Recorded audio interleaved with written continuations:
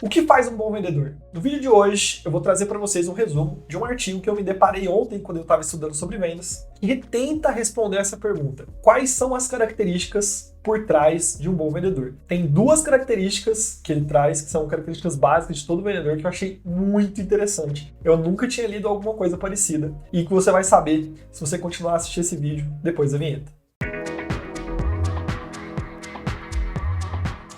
Não custa lembrar, se você ainda não é um inscrito no canal, se inscreve. Se você achou esse vídeo útil, deixa o gostei pra gente, para que ele chegue em mais pessoas. Dando um pouco de contexto para esse artigo, ele é um artigo da Harvard Business Review. Ele surgiu, esse artigo, essa pesquisa surgiu por conta de um problema na indústria de seguros, naquela época, segundo o autor aqui, é 1964, era muito alto. Pra vocês terem uma noção, no primeiro ano, metade dos vendedores iam embora. Até o terceiro ano, 80% dos vendedores iam embora. Então esses pesquisadores eles começaram a se perguntar, tá, mas cara, peraí, será que existe alguma característica, que diferencia os vendedores que ficam mais tempo, dos que ficam menos tempo, aqueles que conseguem performar melhor? E aí, gente, por que quando um vendedor é contratado, ele sai da empresa, isso é ruim, Não é só a questão do custo da contratação, por exemplo, custo de recrutamento, treinamento, também isso. Mas veja, um vendedor que performa menos que os outros, ele gera custo e ele não traz a receita daquele vendedor que conseguiria vender. Então você tem um prejuízo também, que é o custo de oportunidade. Fora toda a questão do custo de gestão, equipamento, tem uma porrada de custo envolvido aí. Quando você contrata um vendedor que não manda bem e que ele vai ter que ser desligado, você toma um prejuízo ali. Então eles começaram a pesquisar isso. E eles chegaram em algumas conclusões bem interessantes. Já vou falar para vocês quais são as duas características, Mas primeiro eu quero mostrar para vocês um gráfico que vai aparecer aí na tela. O que eu queria mostrar para vocês antes da gente passar para as duas características principais que fazem bons vendedores é mostrar para vocês esse gráfico, essa tabela que tem os resultados dessa pesquisa, que eu achei muito interessante mesmo, tá? Se você reparar bem a tabela aqui, você vai ver que tem 4 categorias aqui de possíveis vendedores, O A, B, C e D. Então aqui os pesquisadores diziam do tipo, esse cara aqui, ele tem chance grande de estar no top, ali, nos top 25%. O B tem muita chance de estar nos top 50, entre 25 e 50. O C é no terceiro ali, quartil, e o D no último, tá? Então se você reparar o gráfico aqui, você vai ver que os D, depois de 6 meses, olha só, quase todos eles estão no terceiro ou no quarto quartil, ó. O C é a minoria da galera, fica entre os que vendem mais também, entre os 50% que vendem mais. A maioria tá na parte, nos 50% que vendem menos. E além disso, a quantidade de pessoas que pediram para sair ou foram demitidas é muito alta. É mais um ponto interessante aqui dessa pesquisa, Então, quer dizer, cara, os caras conseguiram predizer bem, Baseado nesse filtro que eles fizeram do tipo, se eles tiverem essas características, eles têm chance de serem bons vendedores. E o A e B é a mesma coisa. O B, a maior parte dos B estão concentrados aqui no segundo quartil aqui, entre 25% e 50% melhores. Mas tem do perfil B também gente que consegue ficar ali no top, nos top 25%. E o A, a maior parte dos As, eles ficam dentro dos top 25%. Então os caras conseguem sempre estar entre os 50% que vendem mais. A minoria deles acaba demitida ou pede para sair. Então, assim, eu achei muito legal esse artigo. Eles conseguiram mostrar que essas duas características que fazem um bom vendedor, ela realmente consegue predizer se esses caras vão ir bem ou não. O que me deixou mais encantado nessa pesquisa aqui foi a reflexão da quantidade de gente que entra em vendas que não necessariamente tem as características que precisam, ou que guiam para que essa pessoa tenha mais chance de ter sucesso, acaba que essa pessoa se frustra, acha que vendas é uma coisa que não é para ela, mas talvez simplesmente porque ela realmente não tinha aquele perfil para vendas, Ela não tinha essas duas habilidades básicas aqui que servem para todos os vendedores. Eu achei bem legal essa pesquisa. Bom, então agora vamos falar dessas duas características que chegou a hora. As duas características, a primeira delas é a empatia. O que é a empatia? É a sua capacidade de sentir, de conseguir falar de sentimento, de entender ali a outra pessoa, essa é a primeira grande característica. E eu não tinha lido essa pesquisa antes, mas a minha observação me diz que empatia realmente é uma coisa muito importante em vendas. Especialmente porque você precisa se colocar no lugar do outro, você tem que entender pela ótica dele aquilo que ele quer comprar. Porque a pessoa compra pelas razões dela, não pelas suas. E um vendedor que não tem empatia, ele vai querer ficar empurrando para a pessoa a qualquer custo, né? Sem realmente tentar entender aquilo que a pessoa do outro lado quer. O que é uma coisa que vai acabar fazendo com que essa pessoa não tenha resultado. E a segunda característica que faz um bom vendedor, segundo essa pesquisa, é uma que ele chamou de ego. Ego ou drive, tá? As duas coisas, mas mais ego.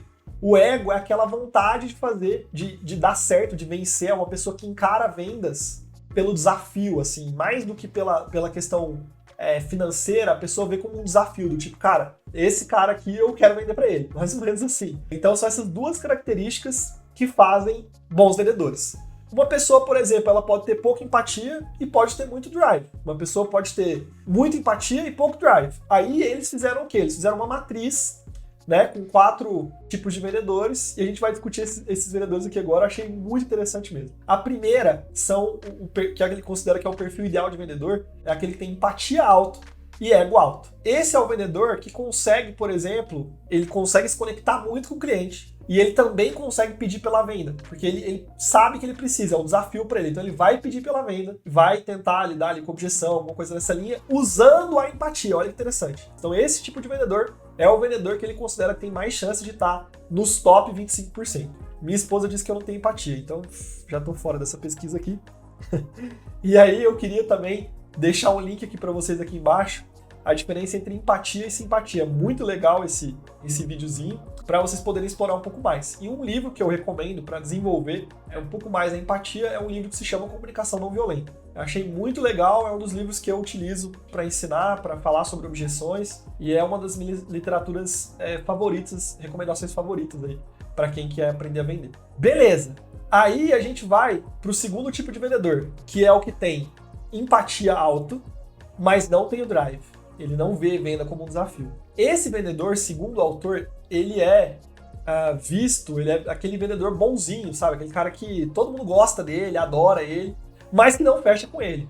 Então ele se conecta super bem com as pessoas, mas ele não tem esse drive, essa ambição do tipo de, cara, vou fazer a venda acontecer. Esse é um tipo de vendedor bom ali para compor a equipe, porque ele vai performar bem, cara. Ele vai estar sempre acima dos 50%, né?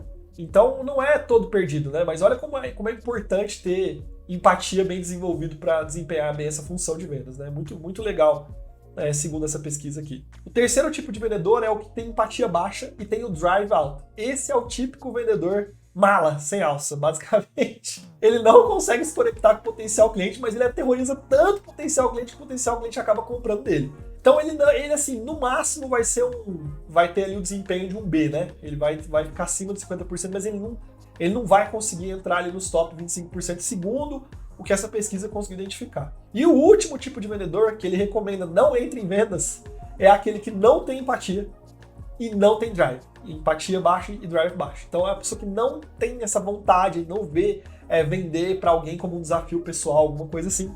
E também não tem empatia. Olha que interessante, esse cara ele recomenda que essa pessoa não entre em vendas, se tiver em vendas, vai embora. Até um negócio muito interessante que ele fala durante esse artigo ali, é que tem vendedores que não têm as características de bons vendedores, mas eles têm, por alguma razão, eles entraram na empresa e eles, performam ali, né, entre os 60% melhor e tal, só que eles têm muita experiência. E as empresas acabam recrutando só pela experiência e não olham realmente o histórico de sucesso dessa pessoa e não olham também o perfil dela, né? Se ela tem essas duas características, esses traços psicológicos ou não. E aí ele traz vamos dizer, essa reflexão, que é, cara, e se a gente conseguisse de alguma forma mapear os vendedores ou vendedores que nem são vendedores ainda, mas pessoas que têm esses dois traços, né? Porque ele diz que esses dois traços psicológicos, eles são meio que forjados pela vida, assim, vamos dizer, o contexto que a pessoa vive, o bairro, o que ela teve que fazer na vida dela, tudo isso fez com que ela desenvolvesse essas duas habilidades. Então é uma questão de descobrir esses potenciais vendedores e treiná-los. E aí entra um outro ponto, né? Quando eu li esse artigo, eu me questionei sobre, mas e o papel do treinamento, né? E o autor deixa muito claro que mesmo os vendedores que têm as duas características inatas, né? Ou as duas características principais que um vendedor precisa ter, mesmo esses caras precisam de treinamento. Porque o treinamento é o que vai fazer com que eles consigam pegar essas habilidades e colocar na prática do jeito técnico ali, para você conseguir extrair o máximo de resultado dele ou dela. E aí traz também o oposto disso, né? Que é se você tem um time que só tem o perfil C e D ali, e você treina esses caras, você até vai conseguir elevar um pouco o nível deles. Mas ainda assim você vai ter um time que vai performar menos do que se você tivesse vendedores com um perfil melhor. E é isso, pessoal. Chegamos no final desse vídeo. Você acha que um bom vendedor ele precisa ter essas duas características, né? Que é a empatia e o drive, essa necessidade de correr atrás, de ver como um desafio pessoal, mais do que necessariamente só dinheiro. Você concorda com essa pesquisa? Se você quiser também acessar ela completa, você vai ter aqui no link aqui embaixo. E se você gostou desse vídeo, deixa um gostei aí e tamo junto, beleza? Um abração!